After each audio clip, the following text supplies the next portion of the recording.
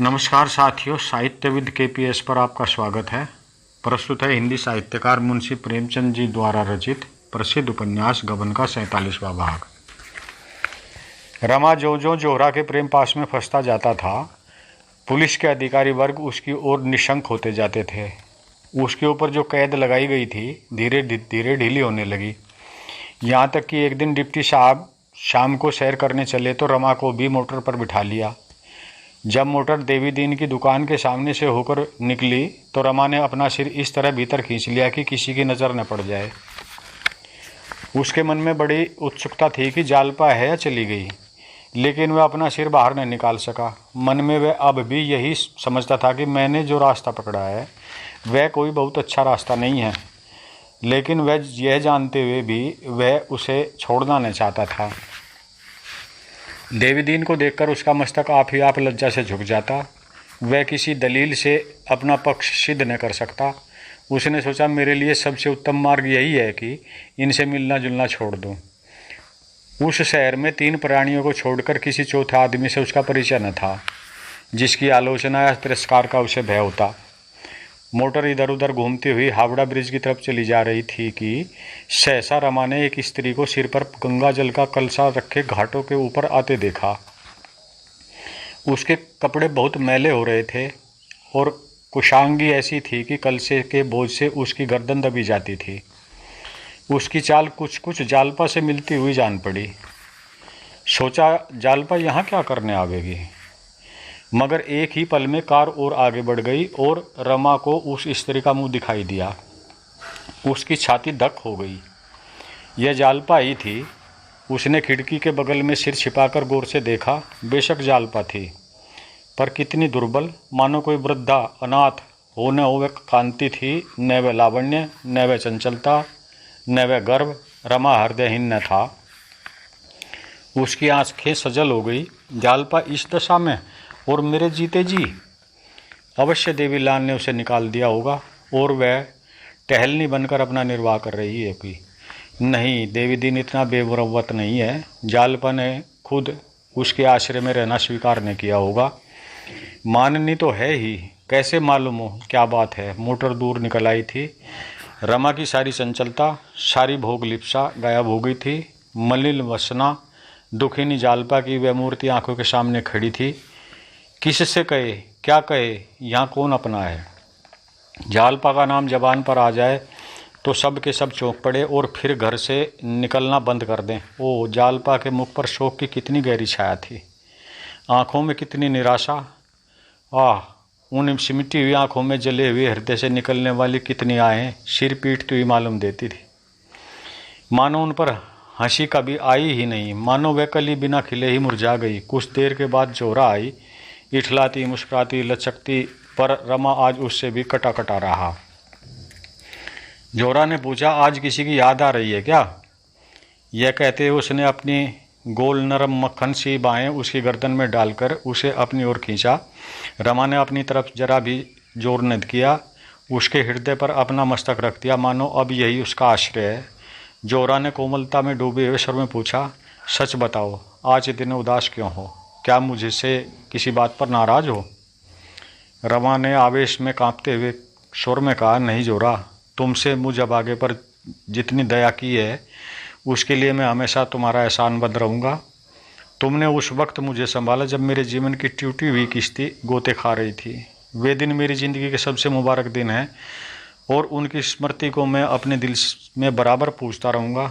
मगर अभागों को मुसीबत बार बार अपनी तरफ खींचती है। प्रेम का बंधन भी उन्हें उस तरफ खींच जाने से नहीं रोक सकता। मैंने जालपा को जिस सूरत में देखा है वह मेरे दिल को भालों की तरह छेद रहा है। वह आज फटे मैले कपड़े पहने सिर पर गंगा जल का कलसा लिए जा रही थी। उसे इस हाल में देखकर मेरा दिल टुकड़े टुकड़े हो गया। मुझे अपनी ज़िंदगी में कभी इतना रंजन हुआ था। जोहरा, कुछ नहीं कह सकता उस पर क्या बीत रही है। जोहरा ने पूछा, वह तो उस बुढ़े मालदार खटीक के घर पर थी। रमानाथ, हाँ थी तो, पर नहीं कह सकता क्यों वहाँ से चली गई। इंस्पेक्टर साहब मेरे साथ थे, उनके सामने मैं उससे कुछ पूछ तक नहीं सका। मैं जानता हूँ वह मुझे देखकर मुँह उधर लेती और शायद मुझे जलील समझती। मगर कम से कम मुझे इतना तो मालूम हो जाता कि वे इस वक्त इस दिशा में क्यों है। जोरा, तुम मुझे चाहे दिल में जो कुछ समझ रही हो, लेकिन मैं इस ख्याल से मैं मगन हूँ कि तुम्हें मुझसे प्रेम है, और प्रेम करने वालों से हम कम से कम हमदर्दी की आशा तो करते हैं। यहाँ एक भी ऐसा आदमी नहीं जिससे मैं अपने दिल का कुछ कह सकूं। तुम भी मुझे रास्ते पर लाने के लिए ही भेजी गई थी, मगर तुम्हें मुझसे पर दया आई। शायद तुमने गिरे हुए आदमी पर ठोकर मारना मुनासिब न समझा। अगर आज हम और तुम किसी वजह से रूठ जाएं, तो क्या कल तुम मुझे मुसीबत में देखकर मेरे साथ जरा भी हमदर्दी न करोगी? क्या मुझे भूखों मरतो देखकर मेरे साथ उससे कुछ भी ज़्यादा सलूक न करोगी जो आदमी कुत्तों के साथ करता है? मुझे तो ऐसी आशा नहीं। जहाँ एक बार प्रेम ने वास किया हो, वहाँ उदासीनता और विराग चाहे पैदा हो जाए, हिंसा का भाव पैदा नहीं हो सकता। क्या तुम मेरे साथ जरा भी हमदर्दी न करोगी जोरा? तुम अगर चाहो तो जालपा का पूरा पता लगा सकती हो। वह कहाँ है, क्या करती है, मेरी तरफ से उसके दिल में क्या ख्याल है, घर क्यों नहीं जाती, यहाँ कब तक रहना चाहती है। अगर तुम किसी तरह जालपा को प्रयाग जाने पर राजी कर सको तो जोरा, मैं उम्र भर तुम्हारी गुलामी करूँगा। इस हालत में मैं उसे नहीं देख सकता। शायद आज ही रात को मैं यहाँ से भाग जाऊँ। मुझ पर क्या गुजरेगी इसका मुझे ज़रा भी भय नहीं है। मैं बहादुर नहीं हूँ, बहुत ही कमज़ोर आदमी हूँ। हमेशा खतरे के सामने मेरा हौसला पस्त हो जाता है, लेकिन मेरी बेगैरती भी यह चोट नहीं सह सकती। जोहरा वेश्या थी। उसको अच्छे बुरे सभी तरह के आदमियों से वास्ता पड़ चुका था। उसकी आंखों में आदमियों की परख थी। उसको इस परदेशी युवक में और अन्य व्यक्तियों में एक बड़ा फ़र्क दिखाई देता था। पहले वह यहाँ भी पैसे की गुलाम बनकर आई थी, लेकिन 2-4 दिनों के बाद ही उसका मन रमा की ओर आकर्षित होने लगा। प्रौढ़ा स्त्रियाँ अनुराग की अवहेलना नहीं कर सकती। रमा में और सब दोष हों, पर अनुराग था। इस जीवन में जोहरा को यह पहला आदमी ऐसा मिला था जिसने उसके सामने अपना हृदय खोल कर रख दिया था, जिसने उससे कोई पर्दा न रखा। ऐसे अनुराग रतन को वह खोना नहीं चाहती थी। उसकी बात सुनकर उसे जरा भी ईर्ष्या न हुई, बल्कि उसके मन में एक स्वार्थ में सहानुभूति उत्पन्न हुई। इस युवक को जो प्रेम के विषय में इतना सरल था, वह प्रसन्न करके हमेशा के लिए अपना गुलाम बना सकती थी। उसे जालपा से कोई शंका न थी। जालपा कितनी ही रूपवती क्यों न हो, जोहरा अपने कला कौशल से, अपने हाव भाव से उसका रंग फीका कर सकती थी। इसके पहले उसने कई महान सुंदरी खतरानियों को रुलाकर छोड़ दिया था। फिर जालपा किस गिनती में थी? जोहरा ने उसका हौसला बढ़ाते हुए कहा, तो इसके लिए तुम क्यों इतना रंज करते हो? जोहरा तुम्हारे लिए सब कुछ करने को तैयार है। मैं कल ही जालपा का पता लगा लाऊंगी, और यहाँ रहना चाहेगी तो उसके आराम के सब सामान कर दूंगी। जाना चाहे तो रेल पर भेज दूंगी। रमा ने बड़ी दीनता से कहा, एक बार मैं उससे मिल लेता तो मेरे दिल का बोझ उतर जाता। जोहरा चिंतित होकर बोली, यह तो मुश्किल है प्यारे, तुम्हें यहाँ से कौन जाने देगा? रमानाथ, कोई तदबीर बताओ।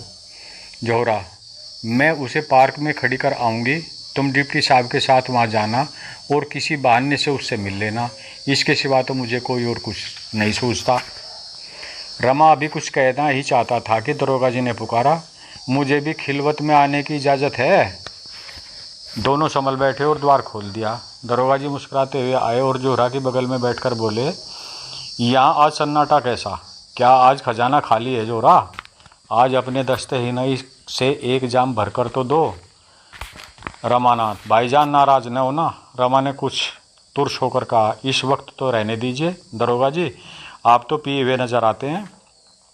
दरोगा ने जोहरा का हाथ पकड़कर कहा, बस एक जाम जोहरा, और एक बात और, आज मेरी मेहमानी कबूल करो। रमा ने तेवर बदल कर कहा, दरोगा जी आप इस वक्त यहाँ से जाएं, मैं ये गवारा नहीं कर सकता। दरोगा ने नशीली आंखों से देखकर कहा, क्या आपने पट्टा लिखा लिया है? रमा ने कड़क कर कहा, जी हाँ, मैंने पट्टा लिखा लिया है। दरोगा, तो आपका पट्टा खारिज। रमानाथ, मैं कहता हूँ यहाँ से चले जाइए। दरोगा, अच्छा, अब तो मेंढकी को भी जुकाम पैदा हुआ? क्यों न हो, चलो जोहरा, यहाँ इन्हें बकने दो। यह कहते हुए उन्होंने जोहरा का हाथ पकड़ कर उठाया। रमा ने उनके हाथ को झटका देकर कहा, मैं यह कह चुका, आप यहाँ से चले जाएं। जोहरा इस वक्त नहीं जा सकती। अगर वह गई तो मैं उसका और आपका दोनों का खून पी जाऊँगा। जोरा मेरी है और जब तक मैं हूँ कोई उसकी तरफ आंख नहीं उठा सकता। यह कहते उसने दरोगा साहब का हाथ पकड़कर दरवाजे से बाहर निकाल दिया और दरवाज़ा जोर से बंद करके सिटकनी लगा दी। दरोगा जी बलिष्ठ आदमी थे, लेकिन इस वक्त नशे में ने उन्हें दुर्बल बना दिया था।